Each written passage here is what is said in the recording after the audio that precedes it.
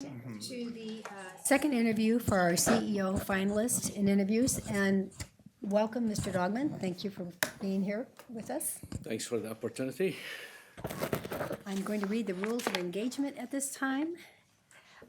You should have all received a packet upon entering the room. The second page of the packet are the rules of engagement for the open meeting interviews and the public forum. During all the open meeting interviews, there will be no public comment period. Forms have been provided in the back of the packet to provide any comments you may have. There are also extra forms that the corporate security has to take at the end of the interview. These forms can be turned into corporate communications, who will be available at the back exits at the end of each interview session. If you need more time, feedback may also be provided by completing the same forms via OPPDlistens.com through March 13th, 2015. Nebraska Public Records Law may require OPPD to provide to interested persons, including members of the news media, copies of your communications to us, including your name and other contact information. The public will be able to participate in one-on-one sessions with each finalist in an open public forum tomorrow, March 9th, 2015. Details regarding this forum are also on the rules of engagement. As far as the overview of the process, after the board decided to restart the president and CEO selection, the position description was posted through various professional outlets through the recruiting firm hired by OPPD on February 6th through February 13th. All applicants' skills and experiences were assessed against the candidate profile in the position description. I, as chair of the board of directors, facilitated the review of potential applicants for the position of the president and CEO of the district with individual directors. The finalists were determined based on input from the board members, and their names and resumes were then posted on OPPD Listen's website. Now I'd like to start the interview and turn this over Madam to Chair, Director. have we called the meeting to order yet officially? After all this, I didn't do it. You started on number 3, so we called roll. You want me to call roll? Call roll. Okay. Barrett. Present. Kavanaugh. Here. Gay. Here. Green. Here. Hurley. Here. McGuire. Here. Mines. Here. Ulrich. Here. Notice of the time and place of this meeting was publicized by notifying the area news media, by publicizing the same in the Omaha World Herald, by displaying such notice on the arcade level of the Energy Plaza since March 5th, 2015, and by mailing such notice to each of the district's directors on that same date. A copy of the proposed agenda for this meeting has been maintained on a current basis and is readily available for public inspection in the office of the district's corporate secretary. Additionally, a copy of the Open Meetings Law is available for inspection in the public meeting book located in this meeting room. Okay. Now, you can, Mr. Green, you can thank me because you're not tardy as a result of my rushing ahead. I'll take that to Mr. Kavanaugh. Okay, thanks, Ann. Mo, thanks for coming down today. This phase of the process is a series of structured questions we'll ask you. We're asking the same questions of each candidate. There were some follow-up questions asked in the earlier interview today. We will include those follow-up questions for you as well. Now, what we're gonna do with the fourth person, if he gets additional follow-up questions, I don't know what we're gonna do then, but we're doing No, there's no more follow-up questions. but we're doing this the best we Exactly can to this. have everyone ask the exact same questions. Okay. And the first question I have here is, each member of the board has reviewed your resume, so we have some familiarity with your experiences. With that in mind, would you spend about 5 minutes or so providing an overview of the most pertinent aspects of your experience and abilities and how it relates to being OPPD's president CEO? Okay, I appreciate the question. I'll take a few minutes to talk about a few things, but mainly I'm gonna focus on my resume, my experience, my leadership style, and where I see OPPD going in the future.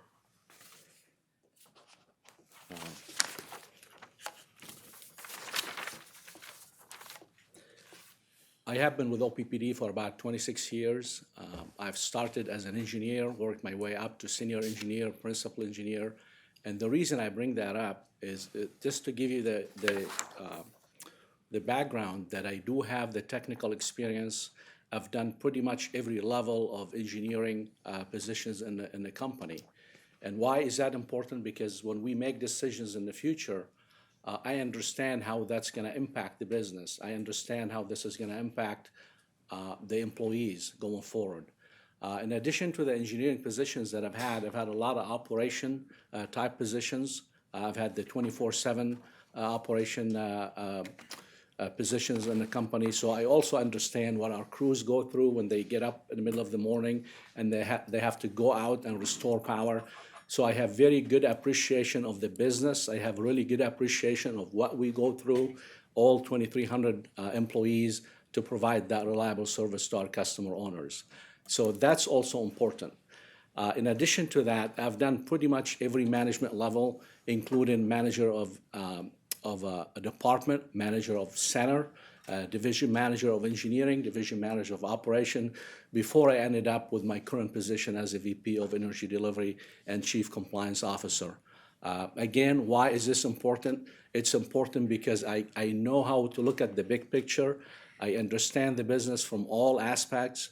I understand how certain aspect of business decisions in some area and how they impact other areas in the business. So having said all that, I also have the educational background. I have masters in electrical engineering, and I also have masters in business.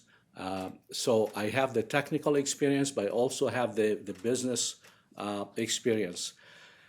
From a leadership perspective, I have, through my career with OPPD, I've gone through a lot of challenges, and every time I believe personally I have risen to the challenge and made really solid decisions that really helped in moving OPPD forward. Some of those decisions I'd be more than happy to talk about as we go through the interview process. But overall, I believe that my leadership style has really helped me and helped the company. And the way I really like to talk about the leadership style in three things. You know, we all know we need to have a vision. We all know we need to be able to articulate the vision and inspire the employees and all that. But the three things that I believe I'm uniquely qualified to bring those forward is, one, being very inclusive. Through my career, I've been very inclusive. I bring people in from my team, from other part of the business, to get all the information that we need to make a very solid decision for OPPD. So being inclusive in the way you run your business, in the way you conduct your business, in the way you bring employees and customer feedback is really important. The other piece is being transparent. And I have been very consistent in being transparent in the decisions that I make and in the way I really conduct business with the employees.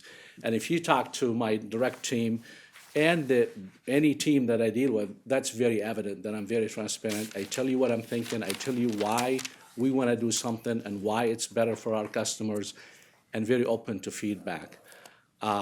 So being inclusive, transparent, and decisive. Once we have all the decisions, all the information that we need, then we need to make a decision and move forward. So having all that, I believe that I have what it takes. I bring a lot to the table. From an educational perspective, from experience, from leadership, and I'd be more than happy to take any more questions, obviously. Mo, could you talk to us a little bit about an example how you've engaged stakeholders to advance the work at OPPD? Of course. The stakeholder process is really not new to OPPD. We have done this for a long time in the transmission and distribution engineering. Way before we started doing it in other areas. And we just have meeting with the public. We invite any input, and we try very hard to address all concerns. And sometimes we get to a point that we can't really please everybody. But our approach and our process has been to be very open to any input, and we invite and encourage and participate in a lot of stakeholder process. We just had one in Fremont and another one in Blair, and we're going to have another, few more in the future. So this process has been in place for a long time, and we really led this process in T&D area. So I hope that answers the question. Good answer. I got a question for you about interactions between the board of directors and if you'd become CEO. your experience, how would you handle that relationship between the board of directors and yourself if you'd become the CEO? And I ask the relationship, what do you, in your words, how does it work? The communications, the different things that need to be required in a big, the environment's changing a lot, but how would you manage that relationship? I really would go back to my leadership style. I would be inclusive. I would make sure that I understand what the board is expecting. I would make sure that I understand how each of you feel about any specific issue and challenge and direction going forward with OPPD. The other one, I'd be transparent. I'd tell you how I feel about things and where we need to take OPPD, and we may disagree. But I would follow the same leadership because that's who I am. It's not something that I work on. It just is. So you can expect that the same way. I'd be very transparent with you on any decisions that I believe we need to make, and I tell you where we're coming from and why we need to make this decision, and include as much input as possible. And then again, I go back to being decisive. We may get to a point that the decision is yours, and we make the best decision that we're capable of at that point, and we move forward. So that relationship will be transparent and will be very inclusive. Everybody will have to know exactly what we're talking about, whether it impacts only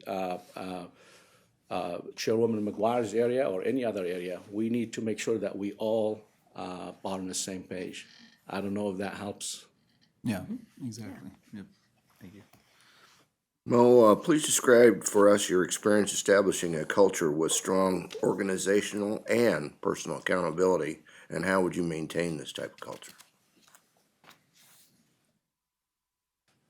Thanks for the question. Great question. I don't like to take credit for it because it's something that started a long time ago, but I do believe that I was able to maintain it and make it better. And here's what I'm talking about. I'm talking about substation operation.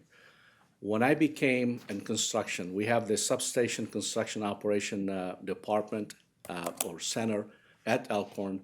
Those are the folks that construct, operate, maintain all our substations that are very, very important and critical to our system and to our customers.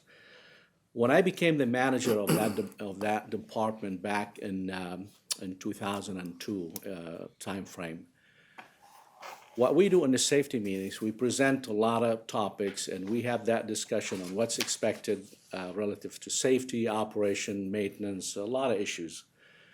But when I became the manager of that department, it was very evident to me that we had really good culture there, but it was starting to go in the wrong direction. We had a few managers before that they were very effective in what they're doing, and they were very good for the company, but the approach was becoming very divisive, and the approach was becoming that it's management against workers. And when I came in, I really had that open style, and I was talking to people. It didn't matter if they were helpers or electricians or supervisors or managers. I treated everybody the same, and we had that transparent, inclusive openness about how the department should behave. And an example I would give you, after the safety meetings, I would invite everybody, not every time, but every now and then, invite everybody. When I sensed that there was some issue that's really bothering people, or the safety is just not where it should be, I would invite people, whoever is willing, to stay after the safety meeting and let's just have an open discussion. And we would make a circle, and I would sit and I would listen and listen and listen, and eventually develop a plan how we're going to address these issues. And I think it was really appreciated. I had a lot of feedback after that. People felt that they were trusted, they were listened to, and that approach and that style, I believe, has helped me quite a bit because, and again, it's not something that I work on, it's just something that I grew up believing that you trust people, you treat people with respect, you tell them what's going on, and then they want to help you. They want to really step up and help you to achieve these goals because they believe in you and they believe in what you're doing. So that's one example. Again, I don't want to take total credit for it because really the culture that we have there, and since I became a division manager, and VP, I tried really hard to take that culture and kind of use it elsewhere. And as you know, it takes a while for a culture to change, but I think we're making a lot of progress. Thank you. I'd like to ask a follow-up question to those last two, because the Director Gay's question concerned the board of directors. Director Ulrich's concerned the organizational accountability. But before I get to my question, I've said before, and you've heard me say it, is that what we do here is pretty significant and complex at times. And that there are things that are required by law, by custom, or by contractual requirements to remain confidential, and confidentiality is important in an organization as sophisticated as this. But at some point in time, it seems that it's crossed over from confidentiality to a kind of an aura of secrecy. And if we were to grant you this position, how would you go about taking that back to where it should be in terms of the legitimate confidentiality and not this aura of secrecy that many people have complained about, including the board? I would go again to the style that I was talking about. I would be very open. I would definitely get feedback from our legal and from the board and what's right and what's not. And if legally we cannot share some information, then we won't. But if we can share it legally and ethically, and it's a good information and it's a good way of providing more information to our customer owners, so be it. I believe that we need to walk our talk. If I'm saying I want to be transparent, I can't choose when I want to be transparent and not, choose when I want to be transparent and not be transparent. If sometimes, if it's a difficult situation, we've made a mistake, if it's bad news, I'm still going to communicate it. I'm still going to share it with the public and with the board. But if I can't, for some compliance issue, for some things are very confidential that we can share it, then we won't share it. I know I'm not giving you a straight answer, but I think you know where I'm coming from. That I'm willing to take a risk of saying, hey, I made a mistake, I'm wrong. But I think the outcome is that our customers, owners, and employees will trust us more because they know we're doing the right thing, and they know that we really mean what we say. And then they're willing to, to kind of help us a little bit. Then my question to you would be is what methodology do you use to evaluate the financial success of the business? We have a lot of metrics that we look at, but eventually we have to look at the rates. Are we maintaining the rates where they need to be? Do we continue to be 12, 13% below, or do we want to be 20% below the regional average or the national average? So really, ultimately, I can show you a lot of metrics that look really good. I can give you a lot of examples that look very good. I'll give you an example about my business unit, TND. We've had about 700 employees. Right now, we're about 550, 543 to be exact. Since we went from 703 to 543, we've built more substations, more transmissions. We've had more customers. We've had much more technology that we introduced to the business. So our workload has gone way up, but our FTEs went down. Why? Because we've made a lot of smart decisions, and people believe in what we're doing. They take pride in what they do, so they're working better, they're more efficient. And we've decided that some of this work we really shouldn't be doing ourselves. We want to contract. The reason I bring this up, that all these metrics that make us look good or feel good about ourselves, ultimately they really don't matter in my opinion. If our customer is seeing their rates go up, that's the true measure of how well we're doing. So that's what I focus on, and that's our main mission: reliable, affordable. Reliable, affordable. Now we can talk about a lot of things, but that's really in the center of the radar. Okay, thank you. Mo, here's the question, and I've added a little spice to it. What leadership skills do you bring to this position? Please provide examples of how you've used your skills to improve your organization. And then the spice is, instead of saying, how have you improved it, how is OPPD lacking? What are the weaknesses that people don't see, either the employees or the customers? With these things, how would you change those weaknesses? So I think it's a three-parter. Your leadership skills, what are the weaknesses, and how would you change them? Okay. I may answer those in a different order. I think what we need to change two things, and that's what I believe I would be helpful in bringing that, is being decisive. We take way too long to make decisions. We take too much time and too much effort to make a decision that we know we're going to make. So that's one piece I believe we need to change. We need to be a little more nimble, a little faster, a little more not only decisive, but take a little bit more risk if the potential benefit is so high. And I think I understand we don't want to take risk with our customer owners' money, and that's not the risk I'm talking about.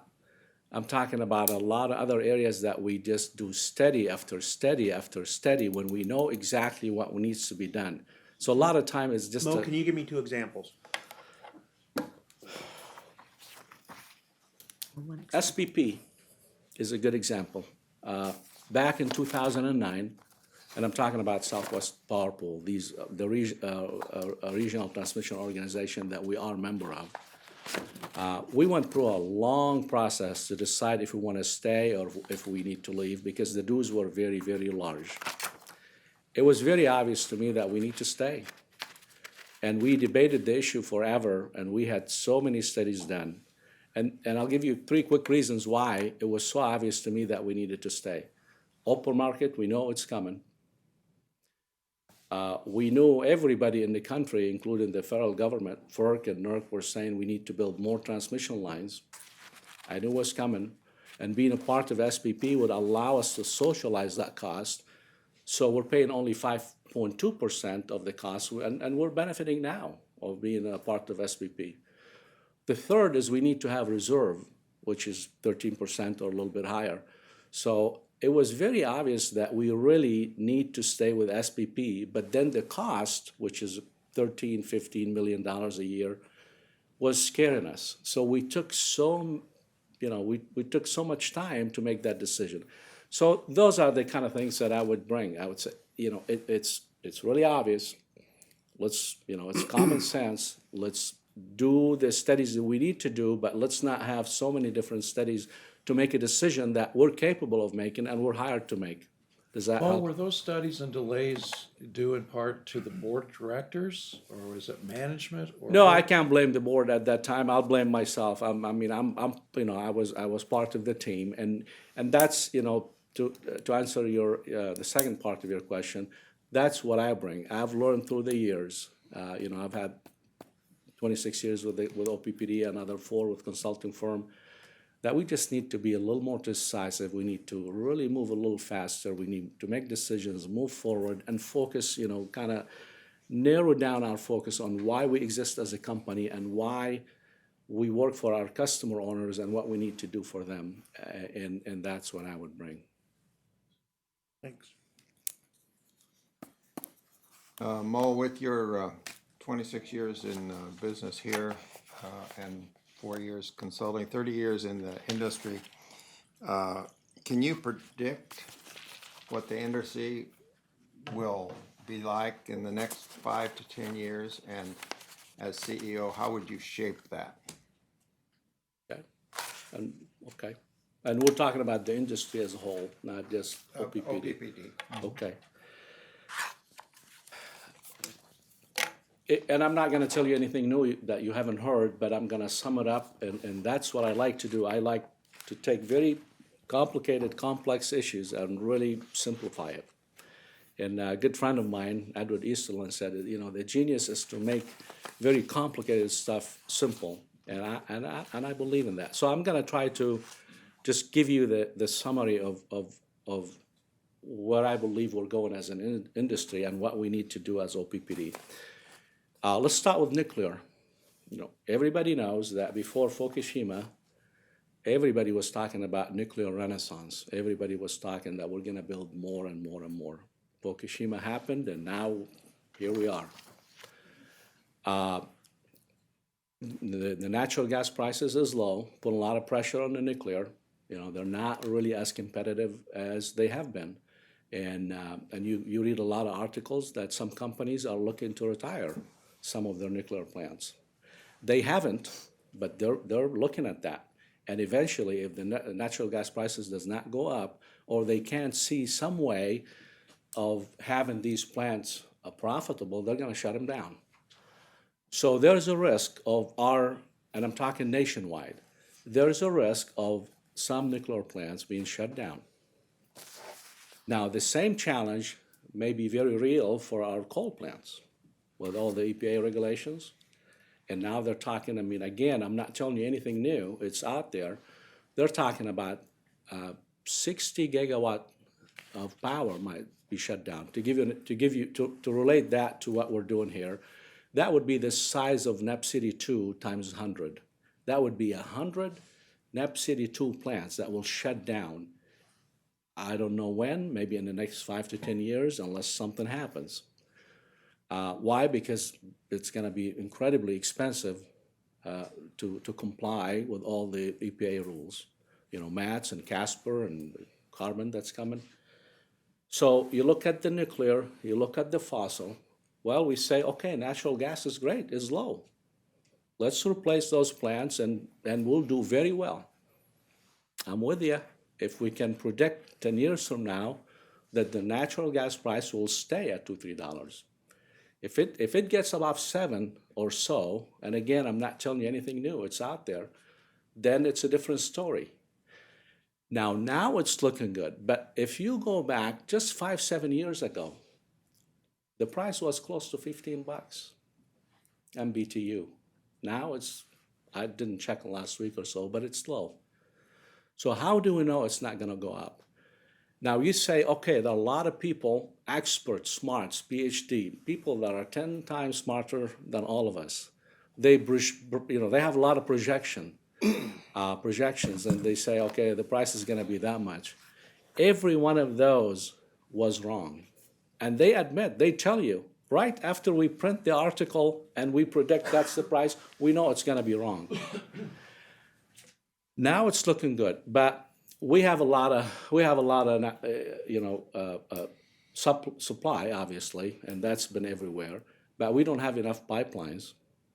If there is any disruption, hurricane, that could impact the price. The price is really low. We're starting to export some of that natural gas. That will bring eventually the prices up. Any disruption, not just for the supply part, any disruption even for the delivery would screw up the price. So again, I'm not telling you anything that you don't know, but I'm telling you, so we have the nuclear is at risk, fossil is at risk, the savior is natural gas, we don't know where it's gonna be. That brings me to the renewables. Wind is great, we all know that, and OPPD has been very supportive, and by 2017 will be over a third of wind. But wind is not dispatchable. You cannot count on it when you need it. So you take the nuclear, you take the fossil, you take natural gas, you take the renewable, and then at the same time, FERC is telling you we're very concerned about the reliability of the power grid nationwide, because it's very, very critical to our national security, to our economy, to our way of life. So what do you do as OPPD? I believe we need to cherish the diversity that we have. We need nuclear. I know it's not popular. I know some people don't like it. But we need nuclear. Now, we need fossil, we need renewable, we need natural gas. That's not to say that we should not continually monitor and see if that option, whatever it is, still feasible and viable. I don't know if, a few years from now, if the story will change. But right now, I think nationwide, we really need it all. And there is, I mean, you sense there is a lot of pushback between the FERC and EPA on these issues. And reliability, again, we as a nation, and also as OPPD, we take that for granted. That's why we exist. That's why we exist as a company. Take reliability away, we have no use for our customers. If they flip the switch and there is no light, they don't care if it's wind, fossil, nuclear, whatever it is. That's why we exist as a public company.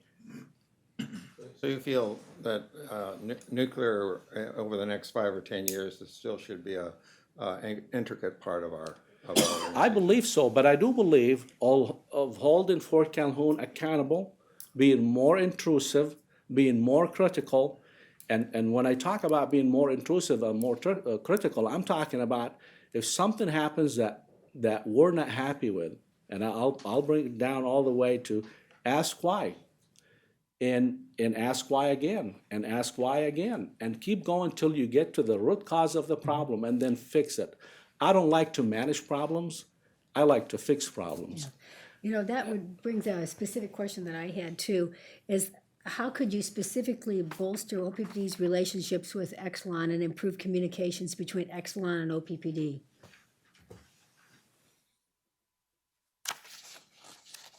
One thing I said, and I don't know if it's doable, that we need to go back to Exelon. And obviously, we need to look at the contract and see if it's even doable. But if I were CEO, I want to go back to Exelon and try to see if we can renegotiate some of the terms. I don't know if we have enough solid metrics. So really it kind of goes back to the contract. But having said that, right now, what I would do is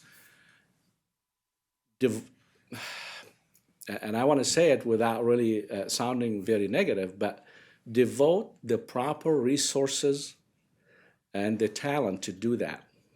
And I'm directing this at myself, not at anybody. I'm the VP of energy delivery, but yet I have the corporate nuclear oversight. Am I spending enough time on nuclear oversight? And that's your role, to challenge me and say, okay, what's happening, what's going on? So to answer your question, I think we need to take it a step higher, not only with communicating with Exelon, communicating with ourselves and making sure that I'm providing what you need. And I'm using myself as an example, but I'm talking about the whole senior team and the whole company. How we improve on that? One thing, if I in the next 3 to 5 years, if I continue to have the nuclear oversight, I think I'm gonna make myself travel to Chicago more often, meet with Exelon face to face. Don't wait for them to come here. We had the IMPO corporate evaluation just recently, and one thing they told us, and we all heard very clearly, especially myself, that we need to be more intrusive. We need to be much more critical of what's going on. And I heard that loud and clear, and I think I take this to heart, and I'm going to do that a little bit differently, not just at Fort Calhoun, at the Chicago office, and meet with Exelon. And maybe I'm naive, but it's really not all about money for Exelon. I mean, they have their reputation on the line. They want Fort Calhoun to be successful, but it's very difficult after flood. And having a plant shut down for almost 3 years, it's really difficult to change very quickly. I do believe the plant is improving. I do believe we are on the right track. Am I happy with the speed or the rate of improvement? I think we all said we're not. We want this to be a little bit faster. So I take accountability myself that we need to do more. We need to be more intrusive. We need to hold Exelon accountable, and that's not a bad thing. I mean, Exelon understands. They hold themselves accountable too. I hope that helps. Mm-hmm. Yeah, thank you. Hey, Mo, I got a question, kind of a follow-up to Director Hurley asked you about, where you talked about market risk, and there's regulatory risks. There's all sorts of risk out there. But on that, what are the benefits the benefits and the detriments of public power, or public power in an open, integrated marketplace. What are the benefits of that, and what are the detriments of being a public power company and in a public power state, in your mind? Yeah, benefits are very clear to me. We're not in it to make profit. We're in it to provide a very, very important service to our customer owners. And being a public power, that really helps how we run the business, because we're not after the bottom line. We're after making sure that we have reliable, affordable service.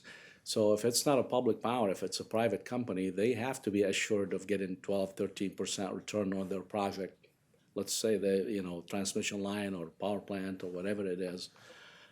So I believe the benefit of having public power is by far outweighs any negativity or any negative, which I can't think of any really, to be honest with you. Maybe the only thing that sometimes we tend to maybe take things for granted that we can, like for our finance, we have a better way of getting cheaper finance for our public power, which we've done a really good job at. But so I know I haven't given you a straight answer here, but my straight answer would be that public power, the benefit of public power is that we're not after making profit. We're after making sure that the rates are low and reliability is high. Thank you. Mo, here's a question that has to do with the future, and it comes off Mr. Hurley's question, is do you believe in global warming and/or climate change? I think they're interchangeable. And what is your definition of it? Why do you believe this, and how will it impact OPPD and the utility industry in the future? I do believe in global warming. Obviously, I don't think I'm the only one that does, but I do believe in it. I do believe it has a lot of impact on us. What was the second part of your question? The second part was, what is your definition of it? And where does this belief come from, and how does it impact OPPD and the industry? Well, the belief comes just from reading a lot about it, and eventually you just have to make up your mind. I mean, I'm not expert, and maybe I need to read a little more on it, but what I've read so far makes me believe that it is happening. What should OPPD do about it?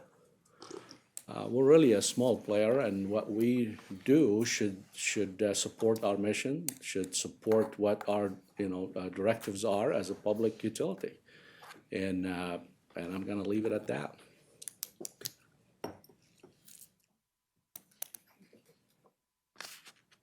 And I Okay, think your question that would raised. probably be I would probably just waiting to see if there's anybody else who had any other questions and follow up on that.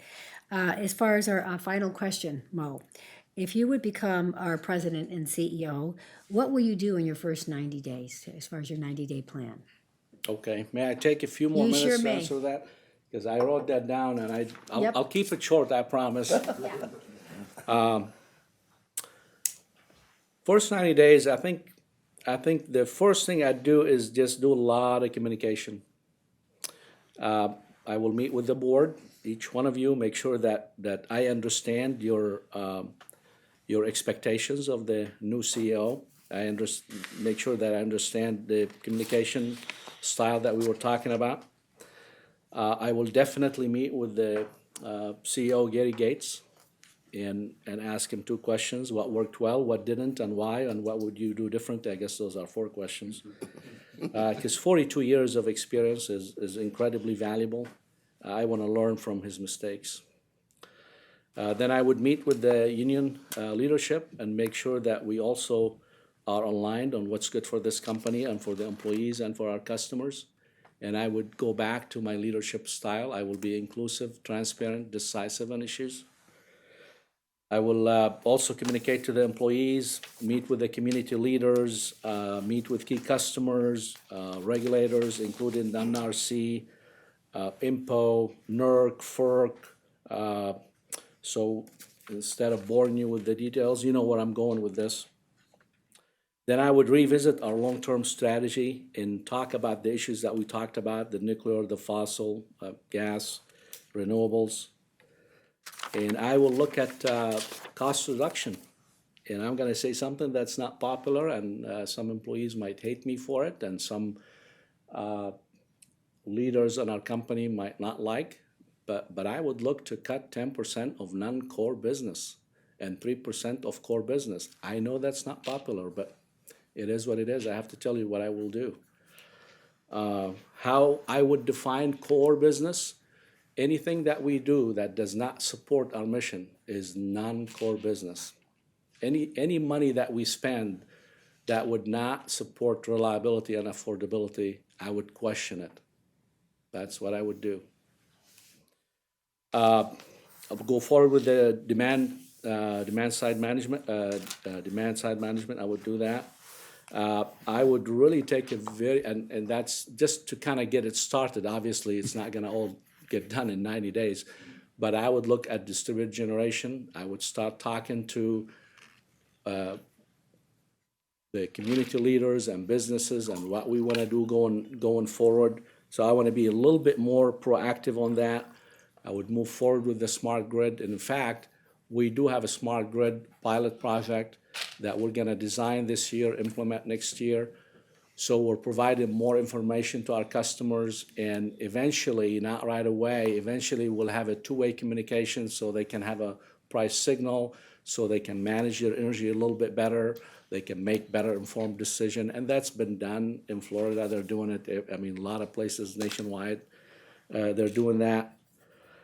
I would focus more on economic development projects. I will make sure that we continue to be engaged, and we are. I think we're doing a great job there with the leadership of Tim Burke and others.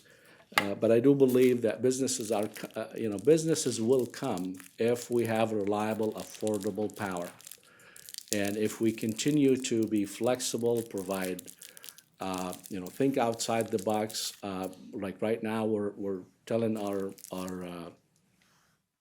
economic development customers or projects that,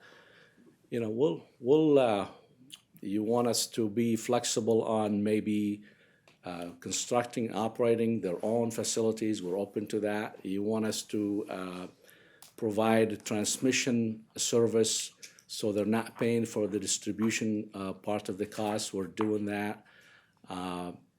Ultimately, I think it's going to come down to which OPPD has done a great job at is delivering on our promises. If we promise something, we deliver, we do it. And that's really not the case nationwide from what you hear, from what you see. So that's an area I'll focus on. And a couple more things I want to talk about is I would really explore a near future opportunity for combined wind and solar projects, similar to what Lincoln did. Because if we want to wait to have a solar price completely competitive, it's going to be a long time. I think we have to do it in combination so we can learn more about solar. We don't have to do 500 megawatt, but if we do something close enough, and similar to what we're doing with smart grid, do pilot project, understand it. So, we don't want to be at the bleeding edge, but we don't want to play catch up all the time. So that's something I would definitely do. And the last thing I would do, and again, those are just to kind of get things going in the first 90 days, I would work with Nebraska Power Review Board on what they're working about wind export, what we have here, what we can do, what we can't do. From transmission perspective, for this state, we can do up to like 2,000 megawatt. For OPPD, it's obviously less than that. So I'll continue that. I would continue that discussion and be supportive of that. Oh, can you circle back to your statement about cutting, I think you said the non-core cost. part of our business. Could you give me an example of how you would do that? How do you accomplish cutting 10%? Easy. I would meet with every VP and say, you know your business unit a whole lot better than I do. I need you to come to me with a plan, with a proposal on how you can cut about 10%. And I would give a lot of ideas, but I would let them at least give provide a plan on how to do that. And then we would sit down face to face, very openly, why we can and can't cut these. I mean, I would look at it this way, and I'm simplifying it quite a bit, but that's okay. That's how I like to do things. As a customer, would I want my company who works for me to have more than I do as a customer? If I'm providing benefit to Mo Doghman that a lot of customers don't have, I want to question that. Now, we may have to provide that benefit to attract enough people to be able to do the work. I understand that. But I want to question all these things. I can give you a few examples, but mainly, if we're doing a lot of things that do not support reliability and affordability, I want to question it. So we have to start somewhere. They may push back. They may come back and say, well, we can't cut 10% and this is why. Then we'll have that discussion. But I want to set expectations that we're going to cut cost. And why I said 3% of core, because core has been cut in a lot of cost. And again, I know that's not popular. And I know when I go to senior management, it's going to be awkward. But that's who I am. I'm going to tell you what I think and why I think the way I do and why I believe it benefits the customers. Mo, is the 10% It's just a number I picked, yeah. Okay, Yeah. so that wasn't, you don't think. No, truly I just want to 10% in start all the areas? process. I just want to start the process. It may be 7, it may be 13, it may be 10 in 2 years. I just want to get things going because I see, if we want to keep those rates down, we need to look internally and really try to do our best to cut costs. And again, I'm not promising that it'll be done, but those will be the expectations. And then I'll have to be very convinced why we can't cut it and what the impact would be, and can we live with the impact or not? Okay, we've done sort of some cost cutting before with the lean process. Would you utilize that? when Oh, you're doing absolutely. this? I love the lean process. I think we've done a really good job there, and we will continue to do that. Yeah, We'll so continue this to is do sort of a that. continuation of the lean process is what you would do. Yeah, absolutely. Maybe take it a little. A little step higher, in little other step words, because higher, you set an actual goal or, Yeah. okay. Mo, I have a question. And my numbers may be wrong. There's 2,300 employees at OPPD. Yeah. And about 800 of them are represented by unions, roughly. Besides going and talking to them, what would you do, and what are your thoughts with interacting and their treatment if you get selected as CEO? Could you clarify that a little bit? I think I know what you're asking me, but I want to make sure I understand Would it. you, if, for instance, if they came to you and said, President Doghman, we have a situation at North Omaha where it's in a state of flux and in transition with our rank and file. We're gonna be losing maybe 200 employees or 107 employees, whatever the figure is. Would you put off not taking a contract and moving it out 2 or 3 years until that situation was figured up? Would you support that? Or would you say, no, we're gonna have negotiations April 2015 and go from there, and I'm not gonna be flexible? Okay, two things I wanna make sure that we're straight on. One, I'm not talking for OPPD. I'm talking if I were the CEO, what I would do. Exactly. So what I say does not commit OPPD to doing or saying anything.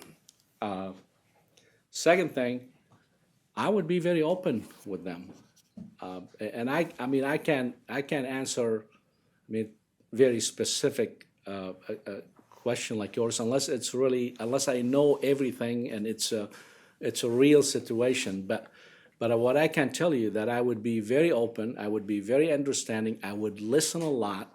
I value our workforce. And again, I value our workforce from here, not because we need them for the job. Obviously, we do, and obviously, we were all here to do a job. That's what we get paid for. But I value what they do. I value the sacrifices they do. I mean, when I was an engineer, I came from Black and Veatch. My first couple months as an engineer, I wanted to go out to the field. And I remember my boss at that time, Dan Hedrick, manager, he had to call the union and talk to them that, hey, we have this guy, he really wants to be in the field. And so they let me, and I was out there for 2-3 weeks. And I begged them to be able to do physical work, because the engineer is not supposed to do that. And maybe I'm getting myself and some other people in trouble. But 26 years we worked it out, and I was doing physical work in the substation and learning so much. Why do I do that? Because I really value what they do. I appreciate what they do. Titles and that really never matter to me as much. As long as we're communicating, we're doing what's right for OPPD, that's what's really important. So going back to your question, the reason I said that, just so you know, that I come at it from an angle of understanding, appreciating the work, appreciating the challenges, the families, the impact on families and all that.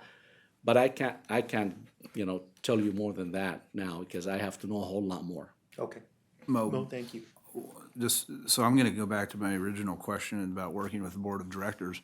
Those decisions are board of directors has to help make those decisions. That's not done by just the CEO anyway. Absolutely, correct. But I will come to you with a recommendation, an explanation, and options, and why not, and those individual. yeah. So I won't come to you and say, it's your decision to make without any information from me. We'll have to do our work and do our homework. Yeah, Yeah, absolutely. But yeah, absolutely. Well, I think we've covered all of the prepared questions we had. So Okay. this was a good process. Going forward now, we will then go into executive session, The closed section. excuse me, a closed session, and obviously ask questions, maybe a little bit more personal, sensitive nature with Mo. Do you want to read? Yes. Well, I appreciate the opportunity. I hope I was able to answer your questions. I know it's a Thank you. little bit Hey, different. Madam so- Chair, I'd like to go on record and thank the 2 members of the public that are here, in addition to the 1 member of the media. Thank you. Wait a minute, the unions are public too. Everybody else is affiliated with OPPD. Well, I right now, guess there's they a are lot of public employees that can too. also listen to this, And watch this on TV. video. So thank you Yes. to the 2 that are here. Thank you for all who are Thank you. listening in. Okay. I move that the board go into closed session at this time of 2:53 Central Daylight Time, PM, for discussion of confidential business information or sensitive personnel issues involving the individual being interviewed. A closed session is necessary for the protection of the public interest and to prevent needless injury to the reputation of persons who have not requested a public hearing.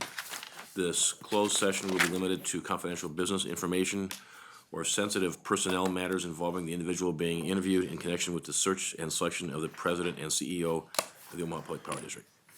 This motion requires a second report. Okay.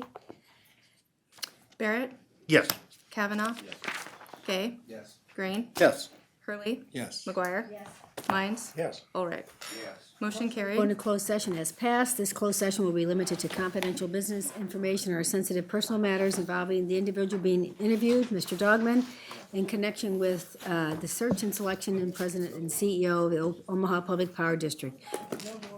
Our board action will be taken during this closed session. And we'll come back here at the end of that session and open and close it. Don't forget you have a closed session invite.